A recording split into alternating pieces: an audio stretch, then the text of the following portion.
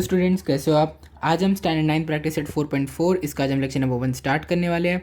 ठीक है, तो इसका लेक्चर नंबर 1 स्टार्ट करने से पहले मैं आपको पहले बता दूं कि मैंने इस चैप्टर का प्रैक्टिस सेट 4.1, 4.2 और 4.3 पहले ही पढ़ाकर अपलोड कर दिया, तो अगर आपने वो नहीं देखा है तो पहले आप जाकर वो देख लो। ठीक है, तो चलिए अब हम आपका ये प्रैक्टिस सेट स्टार्ट करते हैं। ठीक है, तो देखो ये जो प्रैक्टिस सेट है ना, ये पूरा का पूरा मुझे लगता है ना कि बेस्ड है आपके पिछले प्रैक्टिस सेट पे। जो आपने पिछले प्रैक्टिस सेट में सीखा था वो भी आपको यहाँ पर अप्लाई करना है। ठीक है, तो चलिए देखते हैं आपका सबसे पहला फर्स्ट क्वेश्चन में आपको क्या दिया। देखो आपको यहाँ पे एक रेशियो दिया है और इस रेशियो की हेल्प से आपको यहाँ इन रेशियोज़ के डिनोमिनेटर ढूंढने हैं और यहाँ पर भी सेम वही आपको करना है। ठीक है, चलिए फिर इसको देखते हैं हम क्या करना है इसमें। तो देखो सबसे पहले जो फर्स्ट क्वेश्चन है, फर्स्ट क्वेश्चन में आपको क्या दे के रखा है कि x/7 is equal to y/3। ये आपको दे के रखा है पहले से क्वेश्चन में, और आपको अभी ये रेशियो और ये रेशियो चाहिए। ठीक है, तो ये रेशियो करने से पहले मैं आपको एक थियरम ऑफ इक्वल रेशियोज जो होता है वो मैं आपको बता दूं। ठीक है, वो क्या होता है, अगर देखिए a/b एक रेशियो है जो इक्वल है c/d के। ठीक है, तो क्या हो सकता है a+c/b+d, ये रेशियो भी इसके इक्वल ही होने वाला है। ठीक है, ठीक है, ये है आपका थियरम ऑफ इक्वल रेशियोज। ये आपको अभी अच्छे से अपने ध्यान में रखना है क्योंकि हम इसको यूज़ करने वाले हैं। तो हमने पिछले प्रैक्टिस सेट में भी किया था और अभी भी इस वायरल में भी हम इसको यूज़ करेंगे। ठीक है, a/b is equal to c/d। तो आप क्या कर सकते हो, दोनों न्यूमरेटर को ऐड कर दो, दोनों डिनोमिनेटर को ऐड कर दो। ये दोनों का जो रेशियो है ना, इन दोनों के रेशियो के इक्वल ही रहने वाला है। ठीक है, तो देखते हैं आपको क्या करना है। यहाँ पे देखिए सबसे पहले आपको 3x दिया है और 5y दिया है, यानी कि आपको क्या दिया है, 3 के साथ आपको x दिया है, 5 के साथ आपको y दिया है। तो आपको क्या करना है यहाँ पर देखिए, यहाँ पर आपको रेशियो को बिना डिस्टर्ब किए आपको x के साथ 5 चाहिए और y के साथ आपको x के साथ आपको 3 चाहिए, y के साथ आपको 5 चाहिए। ठीक है, तो आप क्या लिखोगे यहाँ पे, मल्टीप्लाई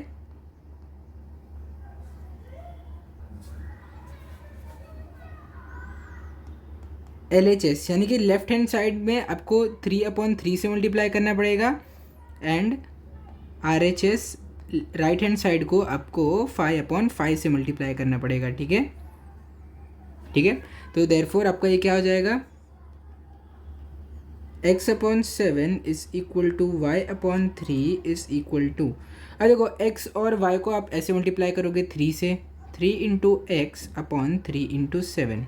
ठीक है, ये आपने लेफ्ट हैंड साइड में 3/3 से मल्टीप्लाई कर दिया है ना। ये जो x/7 था इसको आपने 3/3 से मल्टीप्लाई कर दिया। लेफ्ट हैंड साइड क्या है, ये है, और राइट हैंड साइड को अपने 5/5 से, यानी कि y/3 को अपने 5/5 से मल्टीप्लाई किया ना। तो यहाँ पे आप क्या लिखोगे, y/3 × 5, ऊपर भी 5 नीचे भी 5, है ना। अब देखिए अब हमें सिर्फ ये रेशियो चाहिए अभी के लिए। 3x 3 × x 3x हो जाएगा, अपॉन 3 × 7 21 हो जाएगा आपका, इज इक्वल टू y × 5 क्या हो जाएगा, 5y हो जाएगा, और 3 5 आपका 15 हो जाएगा। ठीक है, ये आपको पता चल गया।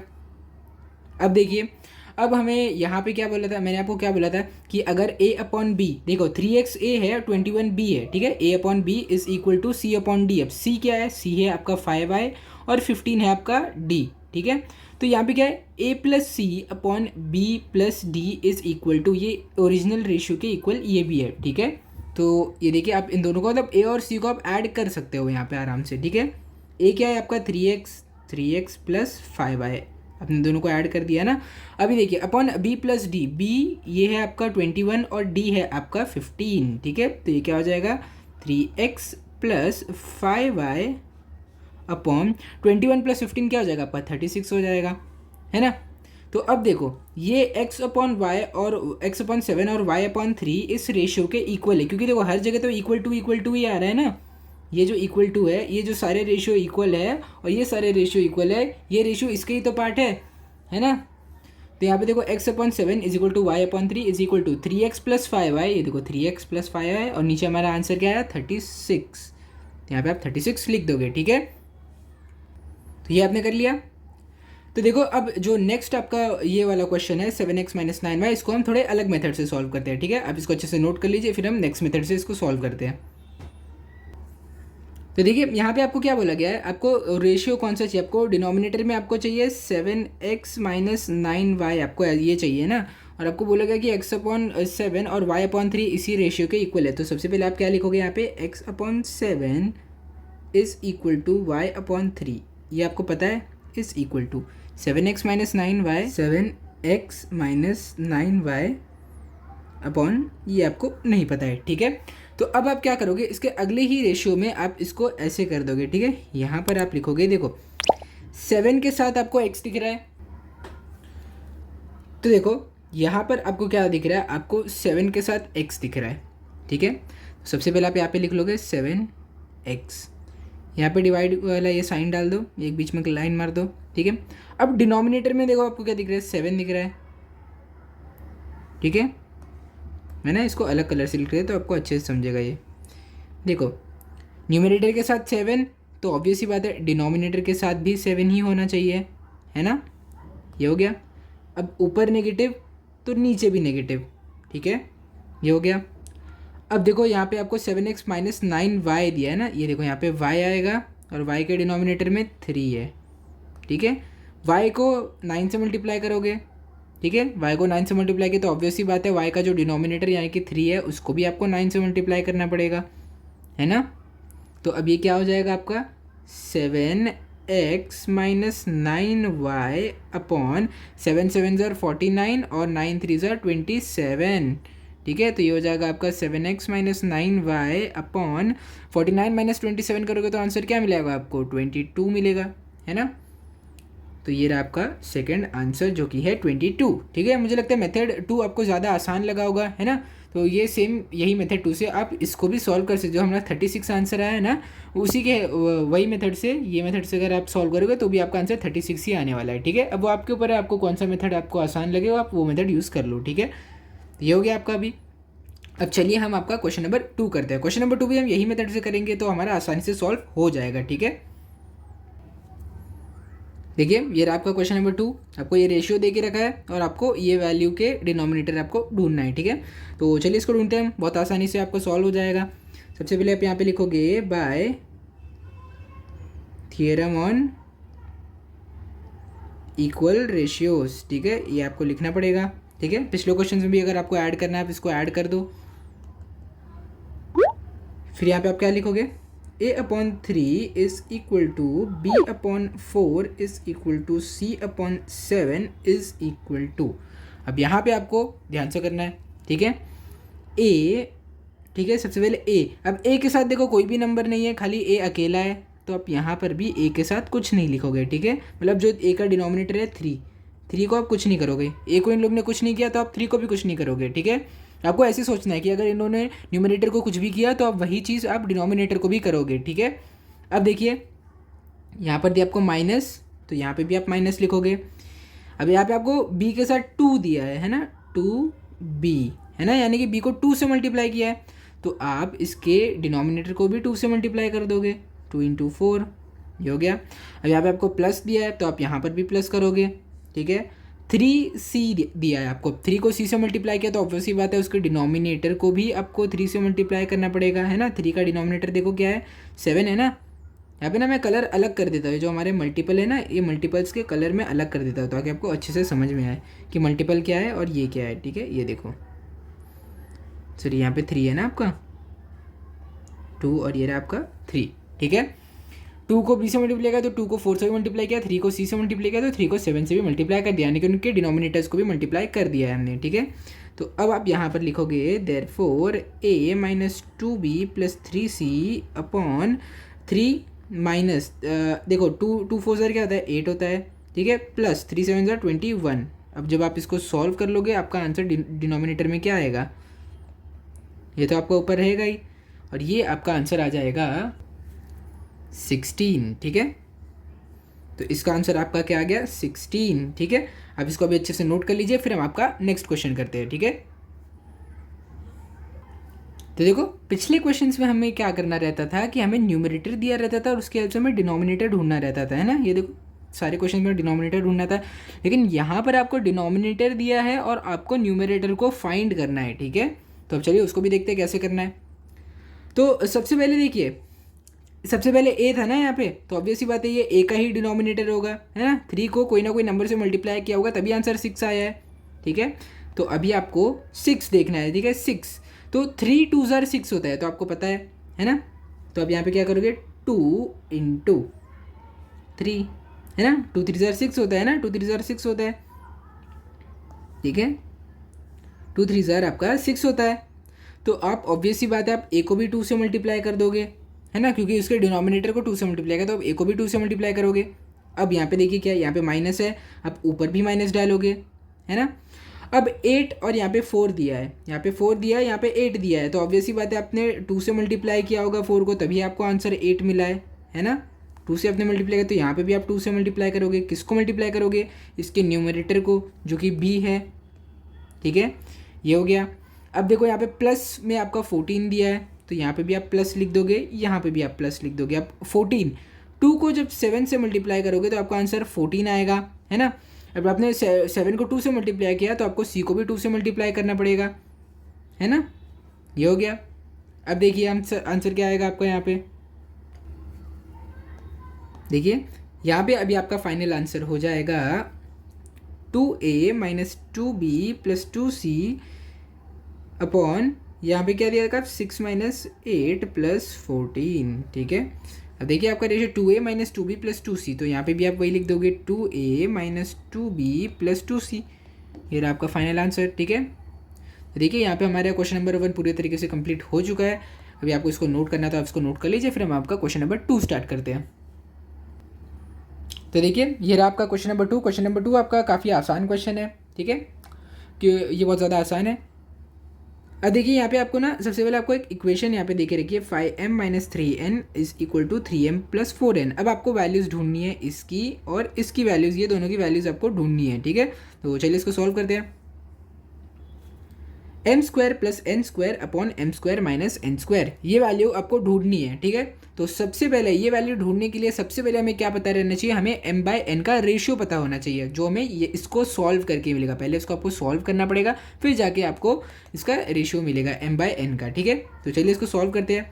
सबसे पहले आपको क्या बोला था क्वेश्चन में कि 5m minus n is equal to 3m plus 4n, ठीक है। अब देखिए अब आपको सारे एक वेरिएबल एक साथ लेने हैं और अलग वेरिएबल एक साथ लेने हैं, तो हम लेफ्ट साइड में सारे m वाले टर्म को ले लेते हैं और राइट साइड में सारे n वाले टर्म को ले लेते हैं, ठीक है। तो देखो जब 3m यहाँ पे पॉजिटिव है ना, अभी देखो अभी 3m पॉजिटिव है, जब यहाँ पे जाएगा तो वो नेगेटिव हो जाएगा, है ना, ठीक है। अब 3m यहाँ पर जाके नेगेटिव हो जाएगा और जो नेगेटिव m है यहाँ पर आके पॉजिटिव बन जाएगा, है ना। इक्वल टू के जब कोई भी साइन अपोजिट साइड जाता है तो उसकी साइन नेगेटिव से पॉजिटिव या पॉजिटिव से नेगेटिव हो जाती है ना, ये तो आपको पता है। तो भी हो जाएगा 5m माइनस 3n और ये n देखो नेगेटिव n प्लस हो गया तो 4n प्लस n, ठीक है। अब 5 माइनस 3 क्या हो गया आपका 2 हो गया और 4 प्लस 1, ठीक है, n की जगह आप 1n भी लिख सकते हो, ठीक है। 4 प्लस 1 क्या होता है 5 होता है, ठीक है, ये आपको पता चल गया। अब देखिए अब आपको m बाई n का रेशियो चाहिए, तो अब m ये जो n है ना आप इसको नीचे लेके आ जाओगे ये साइड से, देखो ऐसे 2m is equal to 5n है ना आपका, तो आप m को यहाँ नीचे लेके आ जाओ और यहाँ से आप 2 को नीचे लेके आ जाओगे, तो आपको m बाई n का रेशियो आपको 5/2 मिल जाएगा, ठीक है। देखो जैसे यहाँ पर मिला है आपका रेशियो, ठीक है, ये रहा आपका m बाई n का रेशियो। अब इसके हेल्प से आप हम ये क्वेश्चन को सॉल्व करेंगे, ठीक है। तो सबसे पहले देखो आपको m का भी स्क्वायर दिख रहा है, n का भी स्क्वायर दिख रहा है, लेकिन हमें तो सिर्फ m बाय n का रेशियो पता है, लेकिन हमें m स्क्वायर और n स्क्वायर चाहिए, तो इसीलिए हम स्क्वायरिंग करेंगे बोथ साइड पे। देखो यहाँ पे मैंने आपके लिए लिखा भी है स्क्वायरिंग ऑन बोथ साइड्स, ठीक है। जब बोथ साइड पे आप स्क्वायर कर दोगे तो ये हो जाएगा m square upon n square is equal to 25/4, ठीक है। अब देखो अब आप यहाँ पे लगाओगे कॉम्पोनेंटो डिविडेंडो, आप यहाँ पे लगाओगे, क्यों लगाओगे कॉम्पोनेंटो डिविडेंडो, क्योंकि यहाँ पे ऊपर आपको प्लस दिख रहा है नीचे माइनस दिख रहा है। मैं आपको बता दूँ कॉम्पोनेंटो डिविडेंडो होता क्या है, आप हो सकते हैं भूल गए होगे। देखो a upon B is equal to c upon D, ठीक है, ये आपको पता है। सॉरी यहाँ पे आपका ये रेशियो यूज़ नहीं होगा, यहाँ पे आपका यूज़ होगा a अपॉन बी इस, ठीक है। चलिए हो सकता है आप फेमिलियर ए वही रेशियो से है, तो हम उसी रेशियो के हेल्प से हम देखेंगे आपका कॉम्पोनेंट डिपेंडेंट होता क्या है, ठीक है। a upon B is equal to c upon D. अब आपको ये दो रेशियोज आपको पता है, ठीक है, ये दो रेशियो आपको पता है।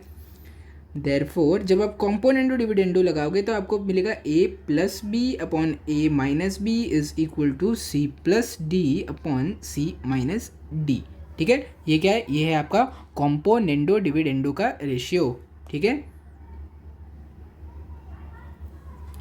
ये आपका कॉम्पोनेंट ऑफ डिविडेंडो का रेशियो। तो चलिए, आपको M square upon N square आपको पता है 25/4 है। तो जब आप यहाँ पे कॉम्पोनेंट ऑफ डिविडेंडो लगाओगे तो M square plus N square होगा। देखो, M square plus N square upon M square minus N square होगा, ठीक है। अब देखो 25 प्लस 4 होगा, फिर 25 माइनस 4 होगा। देखो 25 प्लस 4 अपॉन 25 माइनस 4। अब 25 प्लस 4 क्या हो गया आपका, 29 हो गया, है ना। जब इसमें से 4 माइनस करोगे तो 21 हो जाएगा, ठीक है। देयरफॉर जो m plus N square upon M square minus N square का रेशियो है वो आ जाएगा आपका 29/21। ये रहा आपका फाइनल रेशियो, ठीक है। आप इसको अभी अच्छे से नोट कर लीजिए। आपको क्वेश्चन नंबर 1 यहाँ पे कंप्लीट हो गया है ना। क्वेश्चन नंबर 2 का सब क्वेश्चन 1 ये कंप्लीट हो चुका है। आप इसको नोट कर लीजिए, फिर हम आपका सब क्वेश्चन 2 देखते हैं क्या है इसमें। ये देखिए, ये रहा आपका सब क्वेश्चन 2। अब सब क्वेश्चन 2 तो बहुत आसानी से हो जाएगा, क्योंकि हमें पहले से अभी m/n का रेशियो हमें पहले ही पता चल गया है, हमने पहले ही सॉल्व कर लिया था ना m/n का रेशियो, ठीक है। तो चलिए अभी देखते हैं आपको क्वेश्चन में पूछा गया है। क्वेश्चन में आपको पूछा है 3m plus 4n upon 3m minus 4n का रेशियो। देखो, ये तो देख के ही आपको पता चल रहा होगा, प्लस है माइनस है, न्यूमरेटर यहाँ पे सेम है, डिनोमिनेटर यहाँ पे सेम है, तो आपको पता चल गया होगा यहाँ पे हमें कॉम्पोनेंटो डिविडेंडो तो लगाना ही है, ठीक है। अब उससे पहले आपको 3m और 4n का रेशियो आपको पता रहना चाहिए, ठीक है। तो देखो, हमें ये तो पता है m/n इज इक्वल टू 5/2। ये आप रेशियो आपको पहले से पता है, पिछले क्वेश्चन में मैंने सॉल्व इसको किया है, ठीक है। अब देखिए, हमें m के साथ हमें 3 चाहिए और n के साथ 4 चाहिए। तो आप न्यूमरेटर में 3 लोगे और डिनोमिनेटर में 4 लोगे और दोनों साइड को इस नंबर से मल्टीप्लाई कर दोगे, ठीक है। वो मल्टीप्लाई करके आपका आंसर क्या आएगा देखते हैं। देखो, m/n इज इक्वल टू 5/2, ये आपको पता है ना। अब आप दोनों साइड को इससे 3/4 से मल्टीप्लाई कर रहे हो ना, 3/4 से आप यहाँ पे दोनों साइड से आप मल्टीप्लाई कर रहे हो, ठीक है। तो अब 3 × m 3m हो जाएगा अपॉन 4 × n 4n हो जाएगा इज इक्वल टू 3 5 ज़र क्या 5 3 ज़र क्या हो जाएगा 15 हो जाएगा, 2 4 ज़र क्या हो जाएगा 8 हो जाएगा, ठीक है। तो 3m/4n का रेशियो आपको 15/8 मिला, ठीक है। यहाँ पे ये आपको मिल गया। ये स्टेप में हटा देता हूँ क्योंकि मैंने आपको समझा दिया है। अब देखो, अब यहाँ पे आपको सीधी सीधी बात है, आपको 3m ऊपर है नीचे 4n है, अब यहाँ पे प्लस माइनस है तो आपको कॉम्पोनेंटो डिविडेंडो लगाना पड़ेगा, ठीक है। अब सबसे पहले आप 3m के साथ 4n को ऐड करोगे, फिर आप 3m के साथ 4n को नेगेटिव यानी कि सब्ट्रैक्ट करोगे, है ना। देखते हैं इसका कैसे आंसर आएगा। देखो, 3m कॉम्पोनेंट ऑफ डिविडेंडो हम लगा रहे हैं, तो ये हो जाएगा 3m प्लस 4n और 3n माइनस 4n हो जाएगा यहाँ पे इज इक्वल टू। देखो, न्यूमरेटर में 15 है तो पहले आप 15 को 8 के साथ ऐड करोगे, फिर आप 15 से 8 सब्ट्रैक्ट करोगे, है ना। आंसर क्या आएगा, 15 + 8 23 हो जाएगा, 15 - 8 आपका 7 हो जाएगा, है ना। तो देखो 23/7, तो फाइनल रेशियो आपको 23/7 आ गया। आप इसको अभी अच्छे से नोट कर लीजिए। आपका क्वेश्चन नंबर 2 भी कंप्लीट हो गया है, ठीक है। तो चलिए अब आपका अगला क्वेश्चन स्टार्ट करते हैं। तो देखिए, अभी हम पहले आपका क्वेश्चन नंबर 4 सॉल्व कर लेते हैं, क्योंकि पिछले प्रैक्टिस सेट में हमने इस क्वेश्चन को कर लिया, तो ये अभी आपके दिमाग में बहुत अच्छे से फिट होगा, ठीक है। और क्योंकि ये थोड़ा लेंथी क्वेश्चन भी है, इसलिए हम इसको अभी कर लेते हैं, क्योंकि हमने पिछले प्रैक्टिस सेट में इसको अच्छे से किया है ना एक बार, तो आपके दिमाग में फ्रेश होगा ये, ठीक है। तो देखो, ये मुझे लगता है इसमें आपको प्रॉब्लम आती होगी, क्योंकि ये थोड़ा सा लंबा पड़ जाता है, लेकिन अगर आप सारे स्टेप्स को आप अपने ध्यान में रखोगे तो ये असल में बहुत ज़्यादा आसान है। मेन खाली ना आपको क्या करना है, आपको प्लस माइनस अच्छे से करना आना चाहिए, बस आपको काम यहाँ पे ख़त्म हो जाएगा, ठीक है। बस आपको ध्यान देना है यहाँ पे। तो देखो, यहाँ पे आपको 16x² - 20x + 9 और divided by 8x² + 12x + 21 is equal to 4x - 5 upon 2x + 3 का आपको ये रेशियो दे के रखा है यहाँ पे, ठीक है। तो मैंने आपको क्या बोला था कि कभी भी x² वाले टर्म्स हमेशा ऊपर होने चाहिए और जो सिर्फ x वाले टर्म है वो नीचे होने चाहिए, ठीक है। तो इसीलिए हम यहाँ पे ऑल्टरनेंडो लगा देते हैं। ऑल्टरनेंडो में आपको पता है क्या होता है, अगर कोई ratio a/b is equal to c/d है तो इसमें आप c को यहाँ पे नीचे लेके आ जाओ बी की जगह पर, और बी को यहाँ पर सी की जगह पर लेके आ जाओ, ठीक है। तो ये क्या हो जाएगा, a/c is equal to b/d, ठीक है। ऑल्टरनेटिव जिसमें जिसे हम बोलते हैं। अब देखो, ऑल्टरनेटिव जब हम करेंगे तो 4x - 5 यहाँ पर आ जाएगा और ये पूरा टर्म यहाँ पर ऊपर आ जाएगा, है ना। देखो, ऐसे स्विच कर दिया हमने खाली यहाँ पे। ये देखो, ये वही चीज़ है। देखो, 4x - 5 ऊपर नीचे चले गया और ये ऊपर चले गया, ठीक है। अब देखो, अब यहाँ पे आपको क्या करना है, यहाँ पर कोई भी एक डिनोमिनेटर को आप चूज़ कर लो, कोई भी डिनोमिनेटर। अब 4x - 5 को चूज़ करो या 2x + 3 को चूज़ करो, आप कोई भी किसी भी एक को आप यहाँ पे चूज़ कर लो, ठीक है। यहाँ पर आपको मैंने यहाँ पे ये डिनोमिनेटर चूज़ किया क्योंकि थोड़ा सिंपल लग रहा है देखने में ना, 2x + 3। अब आपको क्या करना है चेक कि 2x+3 को आप कोई भी एक नंबर से मल्टीप्लाई करो जिसमें से आपको ये तीनों में से कम 2 वेरिएबल मिल जाए, ठीक है। 8x² + 12x + 21, ये तीनों में से कोई भी 2 चीज़ें अगर आपको मिल जाएगी इसको कोई एक नंबर से मल्टीप्लाई करके, तो यहाँ पे आपका आधा सोल्यूशन वैसे भी खत्म हो जाएगा, ठीक है। आधा क्वेश्चन आपको यहीं पर हो जाएगा, आप समझ जाओ। तो चलिए देखते हैं 2x+3 को किसी भी एक नंबर से मल्टीप्लाई करो कि आपको ये तीनों में से कोई 2 नंबर मिल जाए। तो अब अगर आप ध्यान से देखोगे तो जब आप 2x+3 को आप यहाँ पर 4x से मल्टीप्लाई करोगे तो आपको क्या आंसर मिलेगा, 4x से मल्टीप्लाई करें, ठीक है। 4x × 2x क्या हो जाएगा आपका, ये 8x² हो जाएगा, है ना। 4 2 8 होता है ना, और इसके पास भी x, इसके पास भी x, तो क्या हो जाएगा 8x² हो जाएगा, है ना, ठीक है।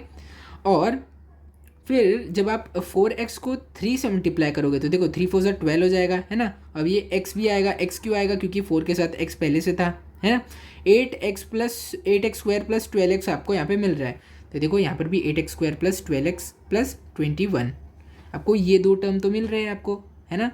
तो यानी कि आपका आधा क्वेश्चन यहीं पे कंप्लीट हो गया। अब 4x यहाँ पे आपको मिल गया ना, अब आंख बंद करके आप यहाँ पर दोनों साइड आप 4x से मल्टीप्लाई कर दो। जब आप ये डिनोमिनेटर को भी 4x से मल्टीप्लाई करोगे ना, आपको ये 2 नंबर मिल जाएंगे, अपने आप मिल जाएंगे, ठीक है। आपको बस आधा ये सॉल्व करना था, ये इसका आंसर आपको अपने आप मिल जाएगा, ठीक है। तो अब क्योंकि आपको ये मिल चुका है, डिनोमिनेटर के 2 टर्म मिल चुके हैं, इसीलिए आप दोनों साइड आप 1/4x से मल्टीप्लाई करोगे, क्योंकि आपके पास ये 4 वाला टर्म आ गया ना, ठीक है। तो दोनों साइड जब आप 4x से मल्टीप्लाई करोगे तो ये देखो 1/4x इंटू ये पूरा का पूरा नंबर जो आपका यहाँ पे पहले था, ये पूरा आपका पहले से था ना, ये भी आपका पूरा पहले से था, यहाँ पे आपने दोनों जगह 1/4x से मल्टीप्लाई कर दिया। तो चलिए अब हम इसको मल्टीप्लाई करके देखते हैं आंसर क्या आएगा। सबसे पहले देखो 4x को जब 4x से मल्टीप्लाई करोगे, 4 4 16, और दोनों के पास x था तो ये x²। फिर जब आप 4x को मल्टीप्लाई करोगे -5 से, देखो 4 5 क्या होता है 20 होता है, लेकिन यहाँ पे नेगेटिव साइन था तो यहाँ पे नेगेटिव साइन आपने लिख दिया, ठीक है। अब 4 के पास पहले से x था तो यहाँ पर भी x आ जाएगा, ठीक है। और ये वाला तो हमने पहले ही मल्टीप्लाई करके देख लिया है, ठीक है।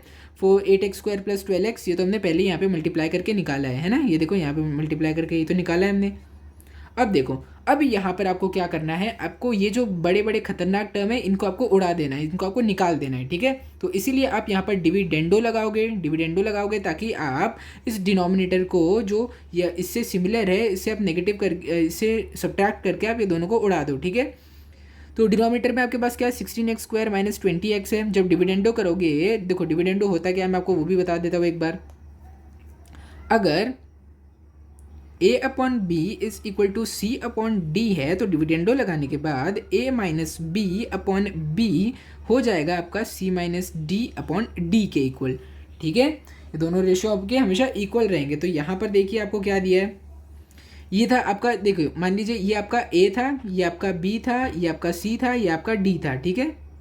आपके लिए लिख भी देता हूँ, ये a है, ये आपका b है, ये आपका c है, ये आपका d है, ठीक है।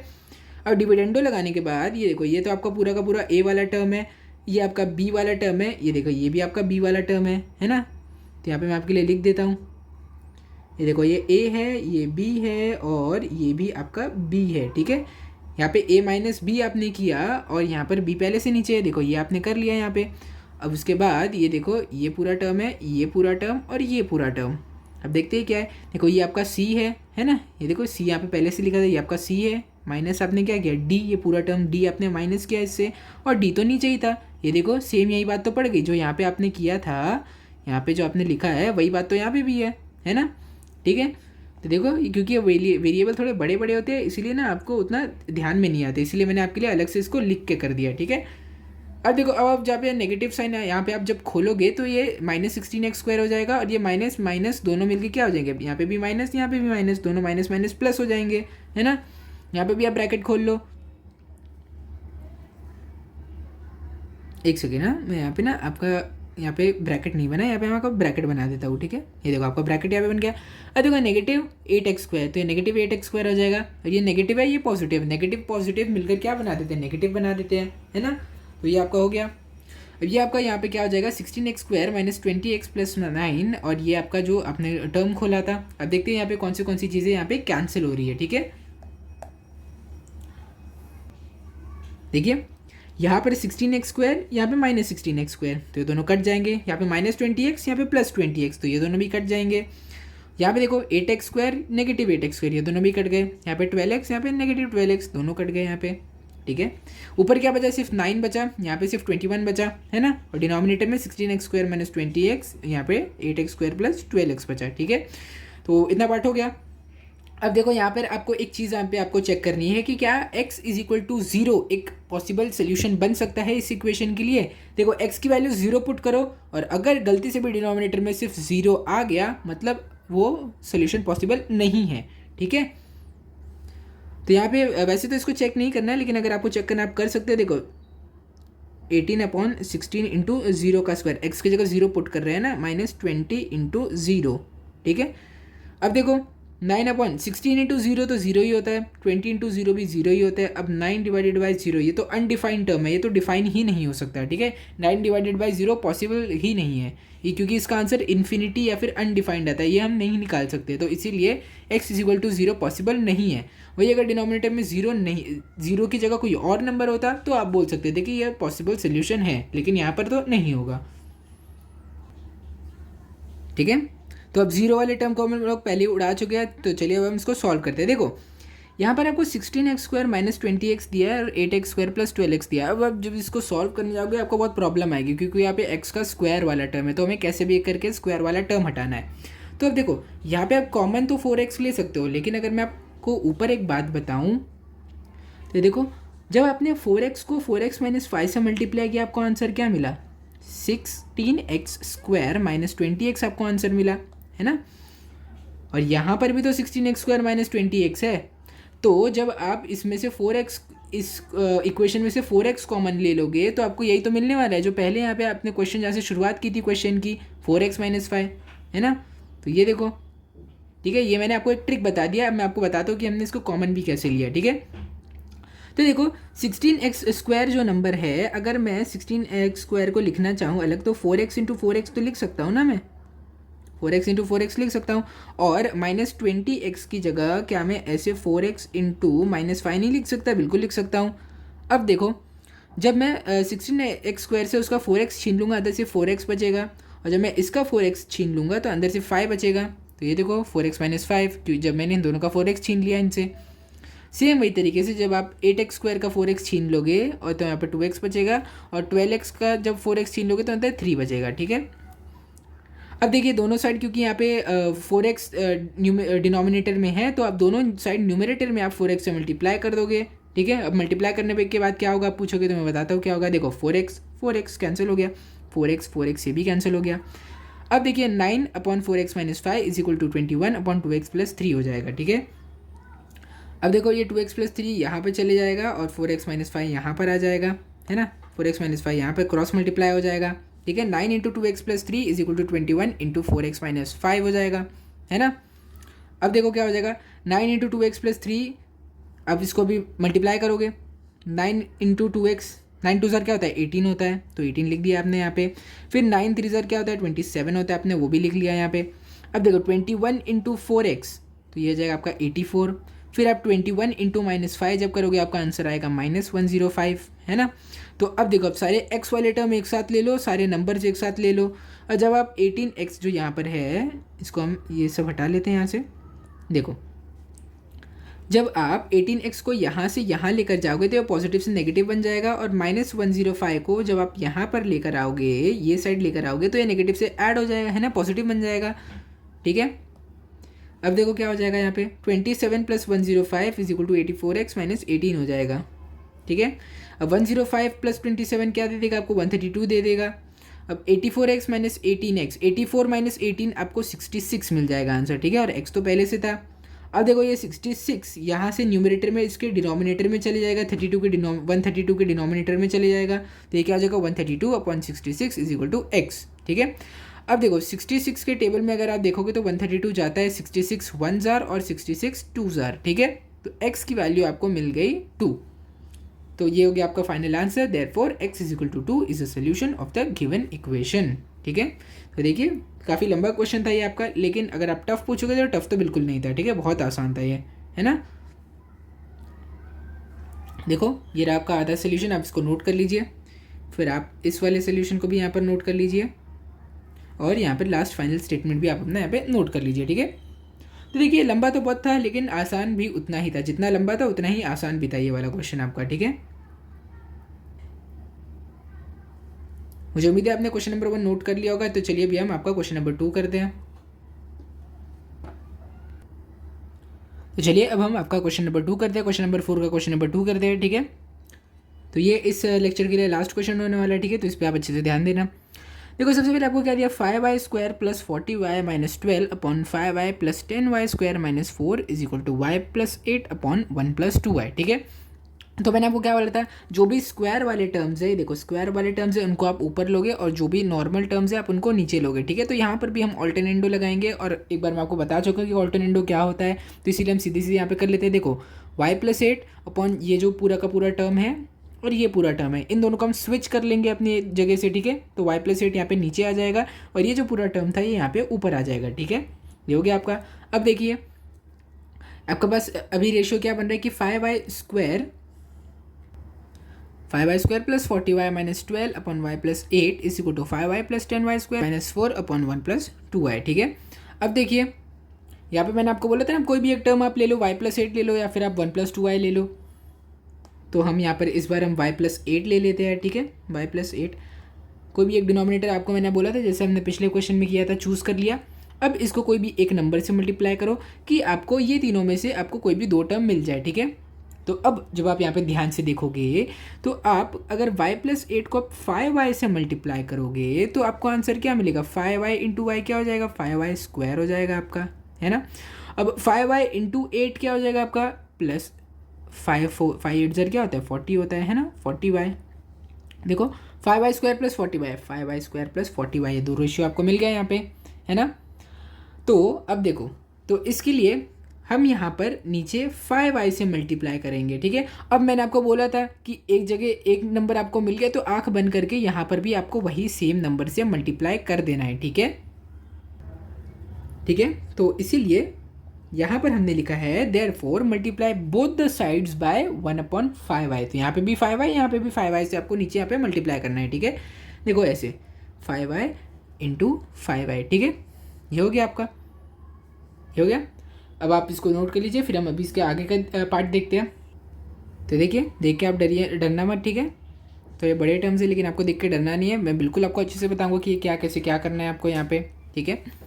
तो हमने क्या किया था पिछली बार, लास्ट टाइम हमने क्या किया, ये जो न्यूमरेटर था ये न्यूमरेटर था, नीचे हमने दोनों के 5y से मल्टीप्लाई कर दिया था, ठीक है।